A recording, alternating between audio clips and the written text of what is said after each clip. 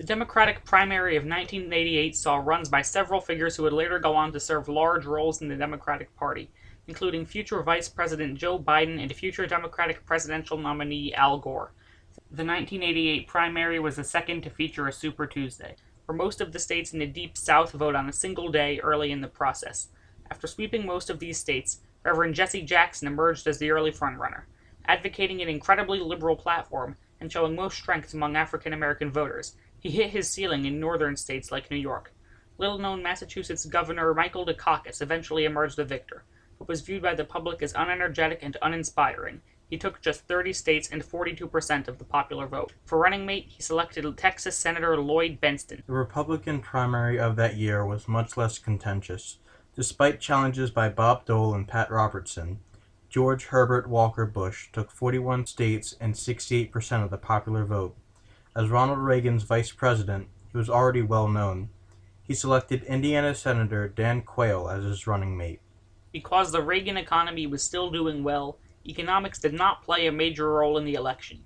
Instead, the election became about strength, and nobody embodies strength more than Ronald Reagan. From the start, Bush played up his connections to Reagan's legacy of strength, and polls showed that the public viewed Bush as stronger in foreign policy than Dukakis. Bush attacked Dukakis' opposition to Reagan's Star Wars program, as Dukakis wanted to shift spending to more conventional weaponry.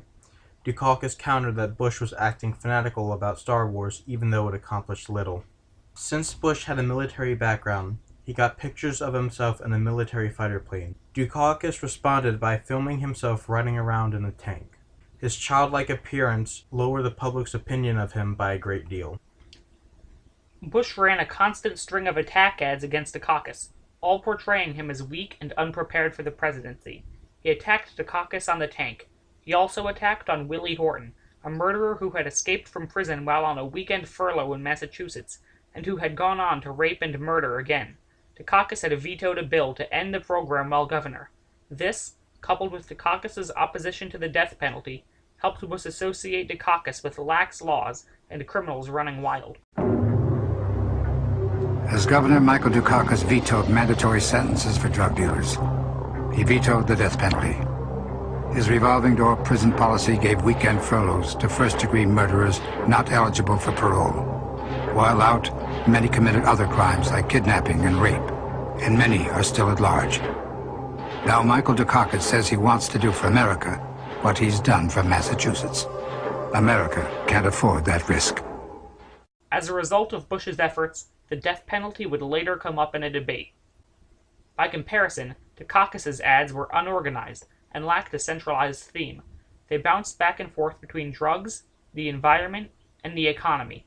He rarely went on the attack except to say that Bush was lying in his own ads. Instead of leading the world in education, we're 6th or 7th. Instead of people owing us, we owe them. How did we let this happen? Well, I think instead of looking for new answers, we went with the old ones. Instead of doing the right thing, we began doing the easy thing. And now we're in danger of falling behind. I'm not going to let that happen. I won't let our proud young nation spend the next 4 years sitting on the couch. I believe the best America is yet to come.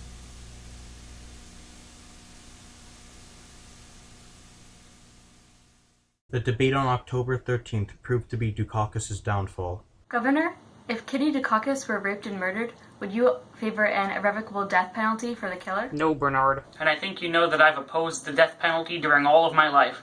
I don't see any evidence that it's a deterrent, and I think there are better and more effective ways to deal with violent crime. This was the first question of the debate, and the public viewed Dukakis' response as unemotional and unsympathetic, which greatly tanked most of the support Dukakis had left. Bush won in a landslide, but the election was closer than the previous two before it. The only good news for the Democrats was that they maintained both majorities in Congress.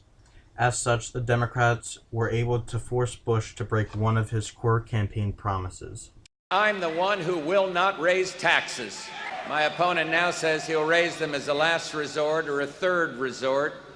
But when a politician talks like that, you know that's one resort he'll be checking into. My opponent won't rule out raising taxes, but I will, and the Congress will push me to raise taxes, and I'll say no. And they'll push, and I'll say no. And they'll push again, and I'll say to them, read my lips. No new taxes. That broken promise left a black spot on his political career and assisted the Democrats in winning the presidency in the following election.